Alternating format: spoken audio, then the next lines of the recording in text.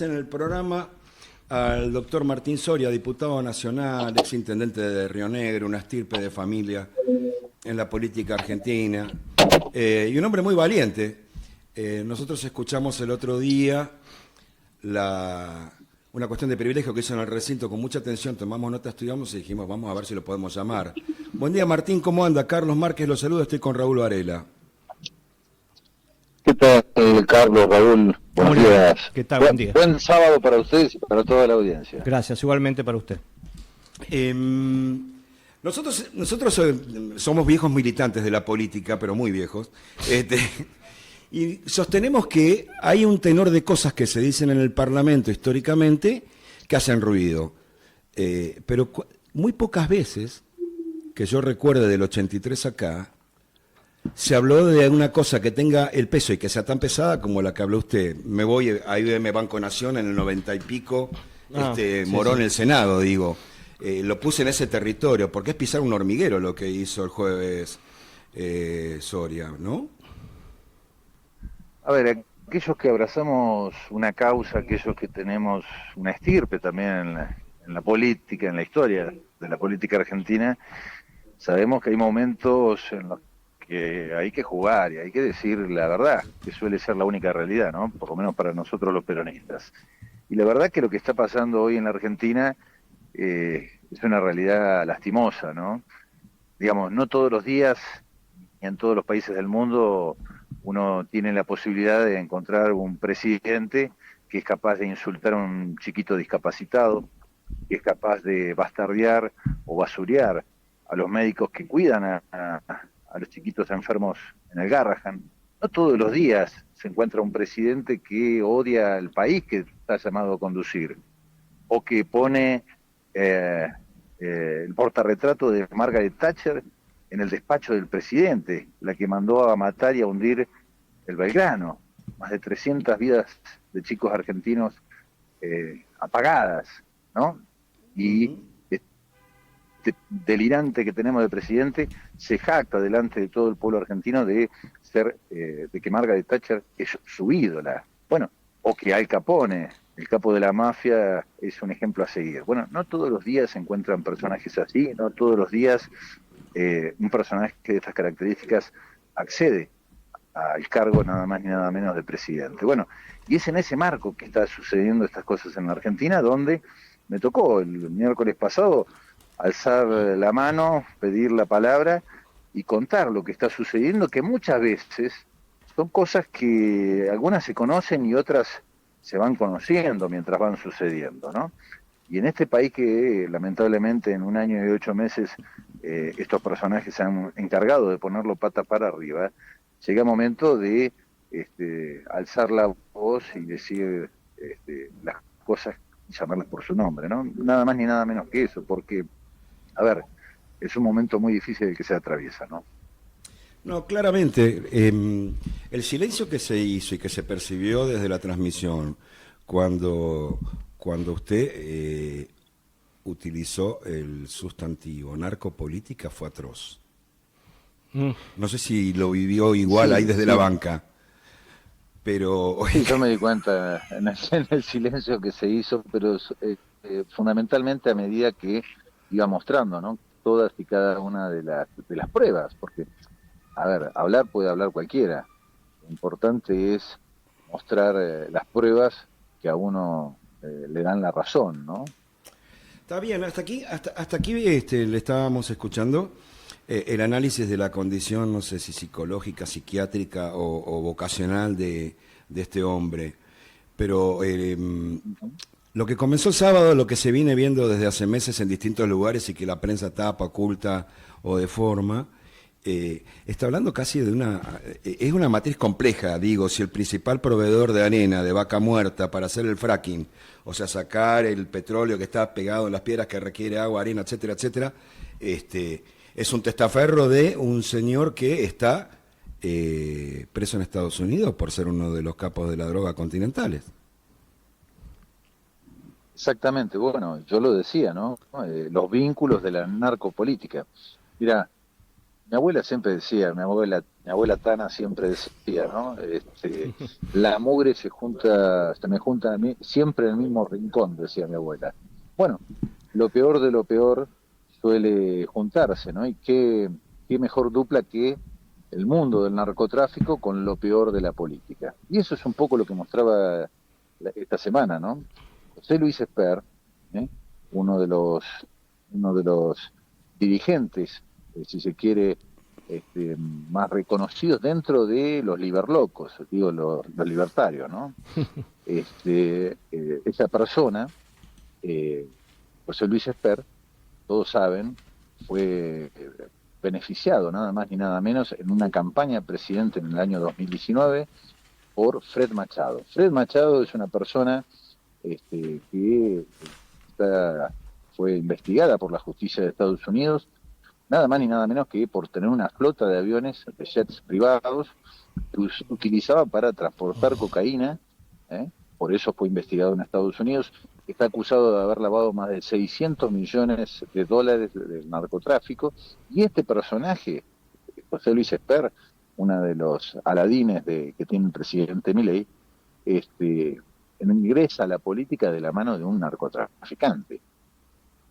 Sí, Bueno, claro. Sí. esos vínculos hoy siguen vigentes. Claudio Sicarelli es el primo y testaferro de este narcotraficante que tiene pedido, que está detenido y que está pendiente un pedido de extradición. A ver, la justicia de Estados Unidos pidió a la Argentina que le envíen a Fred Machado para poder ser juzgado en Estados Unidos. Bueno, la Corte Suprema, yo lo dije casi al final Ujú, de mi intervención el otro día, ujú. la Corte Suprema de Justicia de la Nación desde el año 2021 tiene escondido en algún cajón el pedido que hizo Estados Unidos a la Argentina para juzgar a este narcotraficante Fred Machado, que financió la campaña política de José Luis Esper. Vaya a saber por cuántas Claro. millones de razones. Seguramente alguno de los jueces de la Corte se está haciendo millonario. Y digo esto porque los conozco, tuve el placer, siendo ministro de Justicia, de poder decirle un par de verdades también en la cara a estos jueces que integran esta Corte, que es la menos suprema en la historia de nuestro país, ¿no? Y bueno, desde el 2021 que la justicia de Estados Unidos quiere juzgar a este narcotraficante, y como te decía antes, hace más de 4 años que el expediente está escondido en algún cajón de la Corte. Bueno, esto también es parte de esta Argentina delirante en la que estamos inmersos, ¿no? Martín, usted hablaba de Esper, pero también en la Cámara se refirió a la diputada Lorena Villaverde. ¿Qué rol cumplía ella dentro de todo este tema? Bueno, Lorena Villaverde está en pareja nada más ni nada menos que con el primo y testaferro de este narcotraficante, Fred Machado. Mm. Está en pareja con el primo y testaferro de Fred Machado, investigado por la justicia de Estados Unidos, se llama Claudio Sicarelli. Es una diputada de mi provincia, Sí, por eso yo hacía la vinculación, ¿no? Entre Sí, claro. Esper, Villaverde, y hablaba de la narcopolítica, los vínculos entre lo peor de la política y el narcotráfico, ¿no? Claudio Sicarelli, de la noche a la mañana, este primo y testaferro de Fred Machado, eh, tiene hoy casi el 40% de las arenas silicias que se utilizan en Vaca Muerta. sí. Tiene más que YPF, para que ustedes se den una idea, ¿no? Entonces, es evidente que hay negocios y vínculos oscuros entre el gobierno de Javier Milei y lo peor del narcotráfico también. Ahora, en esta A ver, cuestión, Sí, sí. a estas alturas, Carlos, Ujú. después de ver los audios, o sí. sea, Mm. revelando que cobran plata, coimas, y en los propios audios mencionar directamente a la hermana del presidente como que es la recaudadora de esas coimas que pagan los laboratorios, y bueno, ya no nos puede sorprender más nada, ¿no? No, Que tengamos un presidente que participó y armó una estafa internacional con criptomonedas como es el escándalo de Libra, creo que también marca que estamos en manos de gente muy peligrosa, ¿no? Eso está, es evidente para cualquier persona que no esté comprada directa o indirectamente por este círculo de poder. A mí lo que me llama la atención, tenés presente, te voy a tutear porque me estás tuteando y me resulta más agradable a mí también. Bueno, Hace una punta de meses, Barcesat, lo llamamos un día, el constitucionalista, y dijo que habían encontrado en este presidente a un mequetrefe propicio. Un poco antiguo, pero era fantástico el tema. No, es una buena yo definición. suelo decirle monigote. Claro. Yo le digo monigote. Y está en bien, realidad sí, es sí. eso. A ver, Bueno, después de un año... Sí, te escucho, Carlos. no, que la pregunta va por ahí, digo. A mí no se me ocurre que un presidente de la República no tenga desde la AFI, ahora CIDE, desde el Ministerio de Justicia, desde la Procuración, alertas que se le está metiendo en negocios centrales de la República Argentina, gente vinculada al mundo del delito criminal internacional. Se te puede escapar una vez, pero digo, ¿no? Es que yo no creo que se le escape. A ver, hagamos un poquito de memoria. Este loquito que tenemos de presidente llegó diciendo que él admiraba a la mafia, Sí, que claro. entre el Estado y la mafia, él prefería a la mafia porque la mafia tiene códigos. A ver, no lo dije yo o vos o algún oyente, lo dijo este delirante de Milei en campaña, ¿se acuerdan? Sí, sí. Está el video todavía dando vueltas. Entre el Estado y la mafia me quedo con la mafia, dijo Milei. Bueno, después también dijo otras pavadas más, ¿no? Que su ídolo era el Capone, mafioso. Entonces, a partir de eso ya no te puede extrañar más nada, ¿no? No es que me extraña. Yo lo que digo, uno ve el nivel de sumisión del tipo a determinados poderes del mundo. Vos, en el cierre del otro día, es cierto, en el Congreso, cuando planteás la extradición de este hombre que está parada en la Corte, Sí. uno que es perro viejo también dice, bueno, si está parado hace 3 años un papel de una extradición de Estados Unidos en la Corte y Estados Unidos no la está pidiendo, es un poquito más pesado todavía. ¿Quién es el mejor alumno de Estados Unidos? Sí, ¿Quién claro. es el mejor alumno de Estados Unidos que este pelele, este monigote que tenemos de presidente que se llama Javier Milei? A ver, no cabe ninguna duda, ¿no? Recibe instrucciones permanentes de Estados Unidos, por eso yo le digo que es un monigote, ¿no? Entonces es evidente que también dentro de Estados Unidos la justicia actúa. Seguramente en algún momento va a tener que rendir cuentas la Corte Suprema y este presidente delirante que tenemos, ¿no? La verdad es que cuando uno se pone a pensar qué es lo que está sucediendo hoy en la Argentina, tenemos que pensar que hoy en este país a los únicos que le va bien es a los jefes de Javier Milei, Claro. a los que lo pusieron como presidente, que son las... A ver, ¿cuál es la primera medida de gobierno que hace Javier Milei el mismo día que saca un decreto para recortarle las jubilaciones a los abuelos en Argentina? Ese mismo día firma otro decreto con el cual a las 200.000 personas más ricas de la Argentina, a las 200.000 personas más ricas de la Argentina, que son aquellas que tienen más de 300 millones declarados en el banco, les bajó las alícuotas a los bienes personales.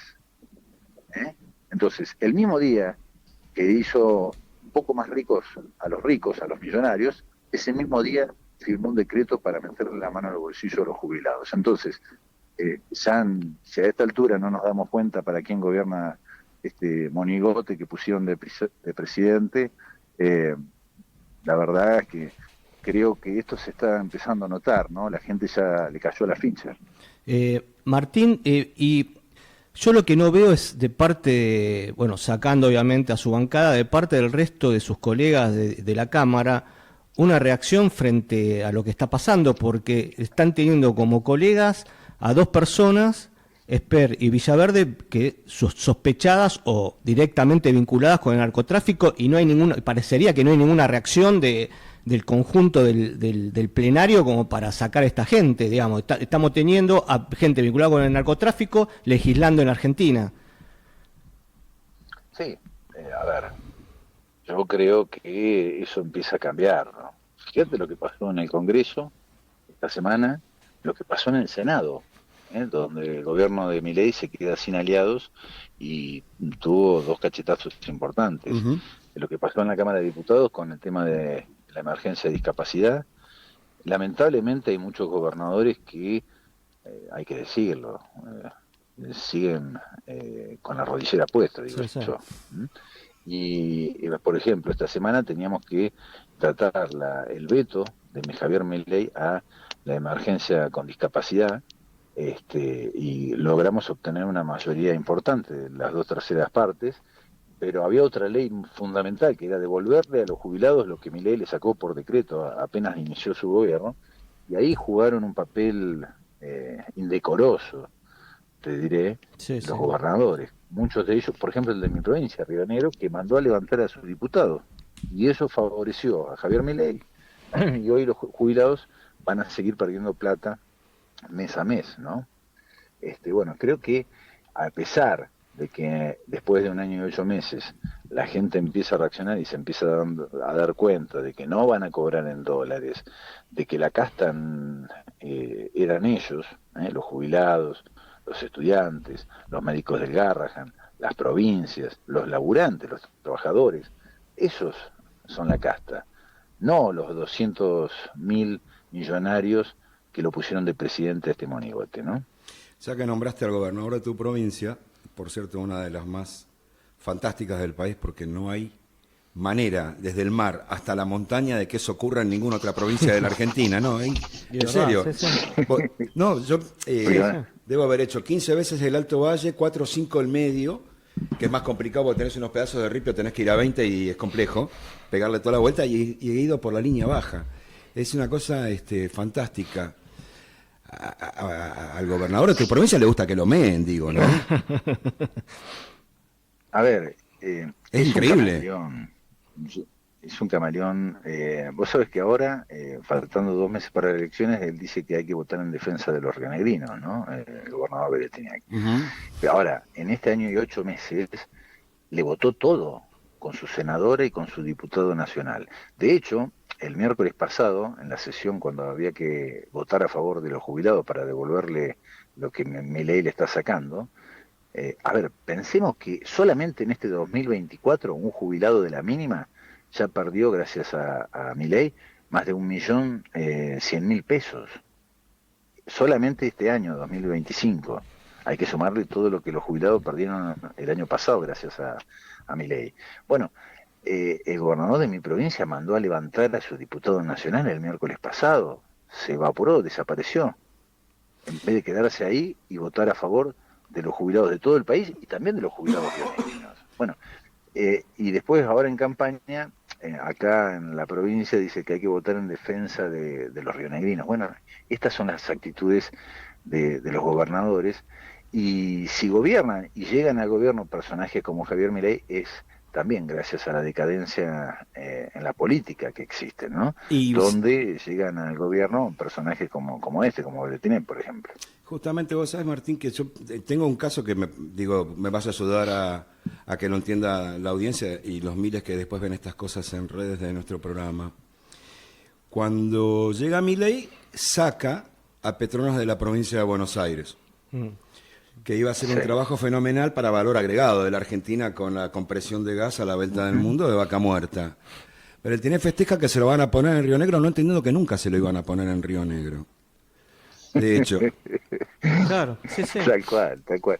A ver, vivimos en una Argentina, bueno, Río Negro es... la Argentina y mi provincia se parecen mucho. Nuestro país lo tiene todo, lo tiene todo. Los recursos que tenemos nosotros, este país fantástico que tenemos, mi provincia, desde el mar a la cordillera, desde la meseta a los valles irrigados que producen manzanas, peras, petróleo, minería, recursos turísticos. A ver, Bariloche, el centro invernal más grande de Latinoamérica, lo tiene mi provincia. Mi provincia y la Argentina lo tenemos todo. Somos como un superauto, un auto de Fórmula 1, ¿eh? Sí. El problema es que hemos tenido muchas veces malos conductores. En mi provincia es alarmante. ¿Cómo está Tuvimos Roca? uno que lamentablemente... ¿Cómo está Roca, la producción? No, no, para atrás. Imagínate que a nadie le conviene exportar con un dólar pisado Claro. y con remedios con tarifas dolarizadas. Imagínate el galponero que tiene que mandar al frío la fruta Es brutal. y está pagando un 300% más la luz. ¿Cómo hace? Ujú. ¿Cómo hace para pagar los remedios que no paran de subir en dólares? La Argentina hoy es el país más caro en dólares del mundo, gracias a este delirante de Milei. Ahora, pensemos que Milei llega, fíjate vos, ¿no? Hay que ser cara dura. El tipo llega diciendo, no se puede esperar resultados diferentes con los mismos de siempre, ¿no? Ujú. Y muchos lo aplaudían porque es algo lógico, es algo elemental. Claro. Vos no podés esperar resultados diferentes con los mismos de siempre. Bueno, lástima que no se enteró que los 200 grandes millonarios y empresarios que lo pusieron y financiaron para que sea presidente, no le avisaron que lo iban a rodear del tren fantasma. No le avisaron que Bullrich, Sturzenegger, los Caputos son los mismos que con Cavallo y de la Rúa hundieron a la Argentina y la prendieron fuego en el 2001. Se ve que tampoco le avisaron que los mismos apellidos vos los volvés a ver, Bullrich, Sturzenegger y Caputo, con Mauricio Macri en el Claro. 2016, 2018, 2019. Bueno, yo creo que después de un año y 8 meses a la gente le empieza a caer la ficha, ¿no? De qué es lo que está pasando. Diputado, yendo al tema electoral, el justicialismo rionegrino finalmente conformó Fuerza Patria, ¿no? Y cómo quedaron integradas las listas, tanto para legisladores, para diputados, como para el Senado. Bueno, nosotros hicimos un gran proceso de unidad y me toca encabezar el tramo a primer candidato a senador nacional, y me acompaña una bariloche joven, presidenta de un bloque legislativo en la legislatura de Río Negro.